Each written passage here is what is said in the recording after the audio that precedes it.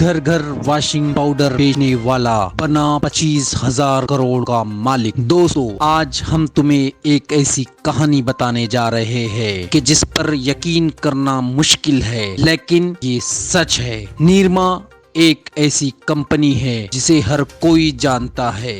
ऐसा कोई घर नहीं होगा जहां पर निरमा सरफ, निरमा साबुन का इस्तेमाल नहीं होता होगा। हम उसी कंपनी की बात कर रहे हैं।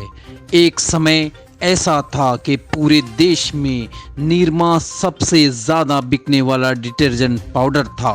लेकिन कहते हैं कि कोई भी बड़ा काम उसके पीछे एक कहानी होती है। हर बड़े काम की शुरुआत छोटी ही होती है, बशर्त के मेहनत, लगन, कोशिश और जद्दोजहद की वजह से इंसान बड़े से बड़ा लक्ष्य हासिल कर सकता है। ऐसी ही कहानी आज हम आपको जनता की बात पर बताने जा रहे हैं, और वो कहानी है निरमा वॉशिंग पाउडर और निरमा साबुन की कहानी।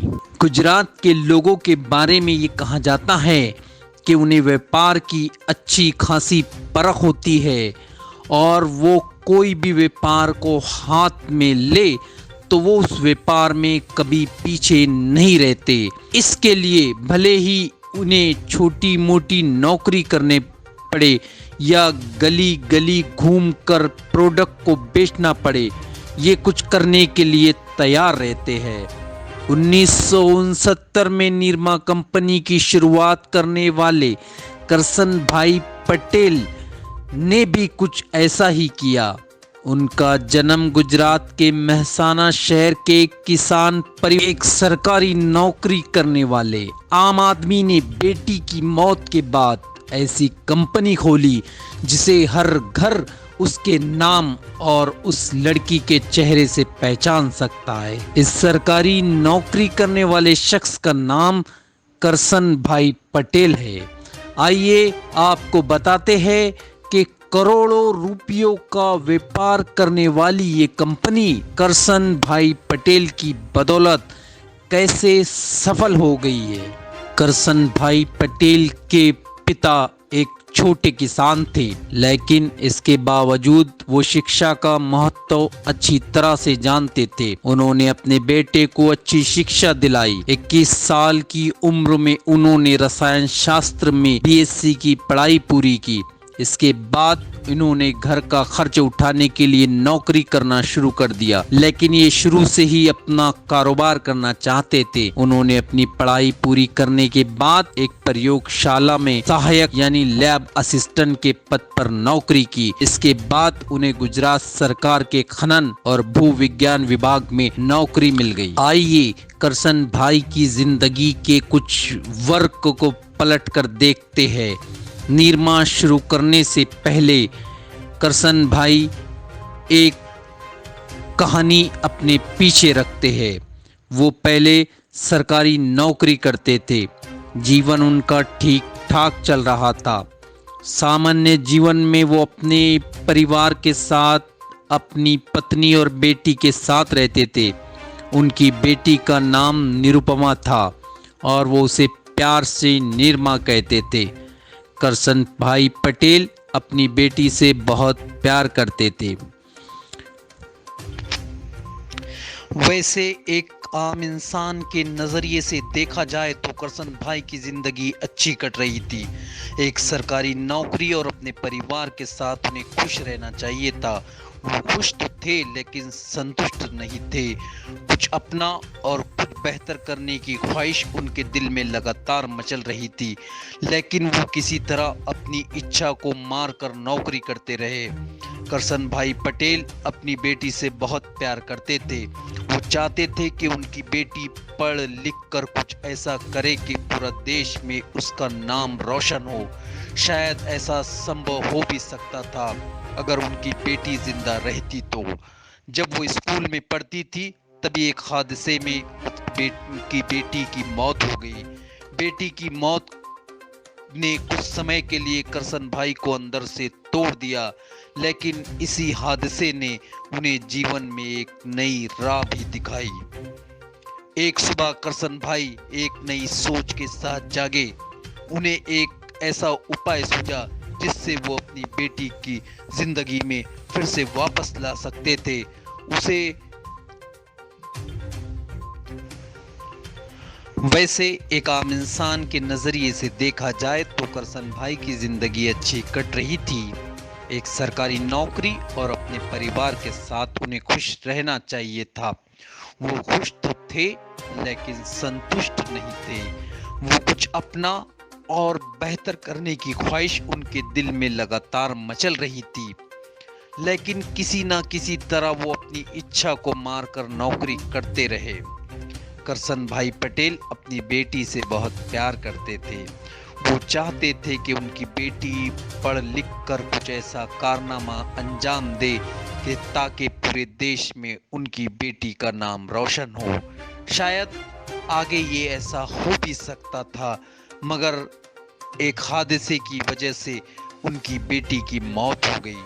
उनकी बेटी की मौत की वजह से करसन भाई अंदर से बहुत टूट चुके थे, लेकिन इस हादसे ने उन्हें जीवन के अंदर एक नई राह भी दिखाई। एक सुबह जब करसन भाई एक नई सोच के साथ जागे, उन्हें एक ऐसा उपाय सूझा कि जिससे वो अपनी बेटी को वापस ला सकते थे और उसे लेकर देखा हुआ सपना भी पूरा कर सकते थे। उन्होंने खुद से वॉशिंग पाउडर बनाकर बेचने का फैसला किया।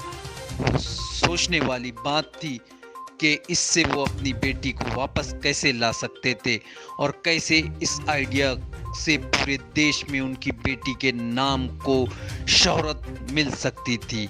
बात कुछ ऐसी थी कि करसन भाई पटेल की बेटी का नाम निरुपमा था और प्यार से सब उसे नीरमा कहते थे।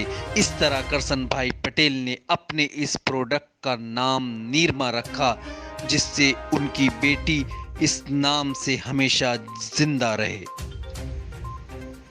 ये साल 1969 का था जब करसन भाई पटेल ने अपने घर के पीछे वॉशिंग पाउडर बनाना शुरू किया।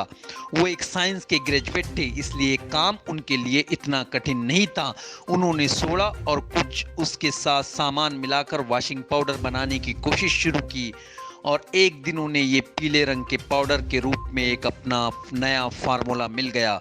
जिस दौर की ये बात है, उस समय हिंदुस्तान के आम लोगों के पास वॉशिंग पाउडर को लेकर ज़्यादा विकल्प नहीं थे।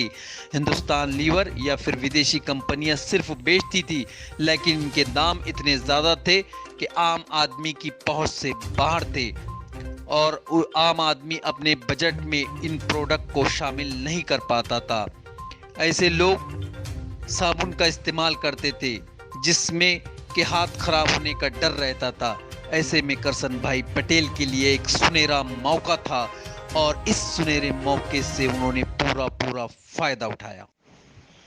करसन भाई पटेल अपनी नौकरी करने के बाद जब शाम को घर पर वापस लौटते थे तो उसके बाद वो अपने पड़ोस में आसपास के घरों में निरमा पाउडर को बेचते थे। उसके बाद उन्होंने इसे साइकिल पर लेकर बेचना शुरू किया। वो लोगों के घर जा जाकर डिटर्जेंट पाउडर बेचते थे। जिस समय अन्य ब्रांड की कीमत 15 रुपये से 30 रुपये तक थी, उस समय करसन भाई पटेल मात्र 3 रुपये में ये पाउडर बेच रहे थे। इसकी अच्छी क्वालिटी थी और इसके दाम भी कम थे। अब उन्होंने अपना जादू दिखाया और देखते ही देखते आम लोग, गरीब लोग, मध्यवर्गीय लोगों की परिवार की पहली पसंद निरमा पाउडर वॉशिंग पाउडर बन गया। करसन भाई पटेल ने जब देखा कि उनका प्रोडक्ट लोगों के बीच अपनी जगह बना रहा है तो उन्होंने अपने इस व्यापार को बढ़ाने की सोची, लेकिन अपनी नौकरी के चलते वो इससे ज़्यादा समय नहीं दे पा रहे थे।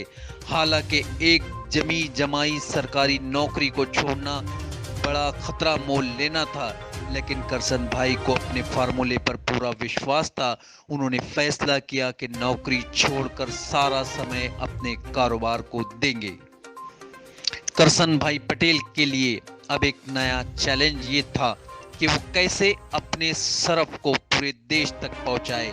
ऐसे में उन्होंने विज्ञापन और असरदार जिंगल का सहारा लिया। उनके निरमा ब्रांड को देश भर में प्रसिद्धि दिलाने में सबकी पसंद निरमा जैसे टेलीविजन विज्ञापन का बहुत बड़ा हाथ रहा। इस विज्ञापन के बाद निरमा खरीदने के लिए स्थानीय बाजारों में ग्राहकों की भीड़ लगने लगी। ये एक अलग तरह का खेल था। मांग के हिसाब से जहां करसन पटेल को अपने प्रोडक्ट की सप्लाई मार्केट में बढ़ानी चाहिए थी, वही उन्होंने चालाकी दिखाते हुए 90% स्टॉक वापस ले लिए।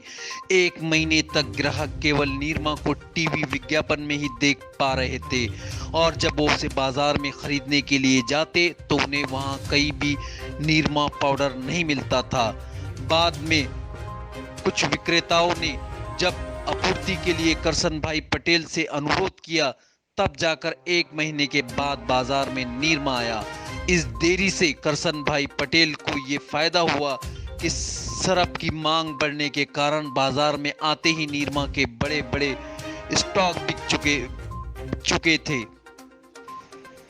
1995 में करसन भाई पटेल ने निरमा की एक अलग पहचान दी जब उन्होंने अहमदाबाद में निरमा इंस्टीट्यूट ऑफ टेक्नोलॉजी की स्थापना की। इसके बाद 2003 में उन्होंने इंस्टीट्यूट ऑफ मैनेजमेंट और Nirma university of science and technology की स्थापना भी की।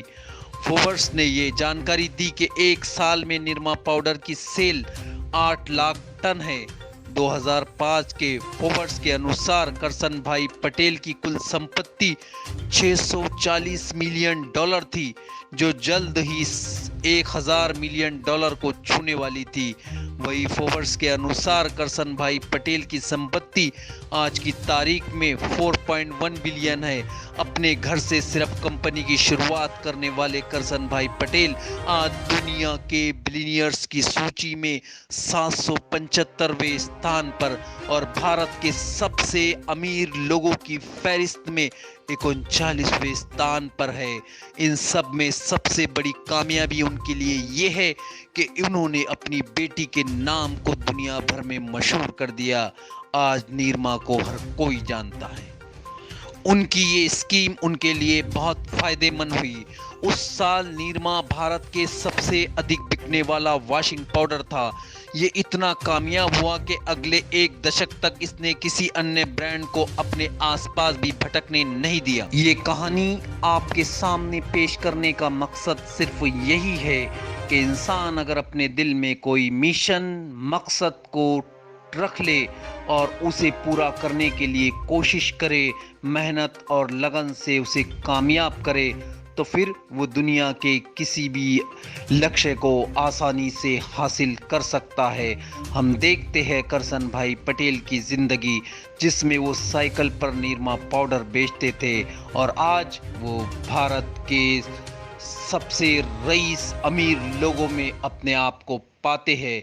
इसका मतलब ये होता है कि इंसान अगर कोशिश करे, जिद्दोजहद करे, मेहनत करे और लगन के साथ अपने मकसद को पाना चाहे, तो वो भी करसन भाई पटेल की तरह कामयाब हो सकता है।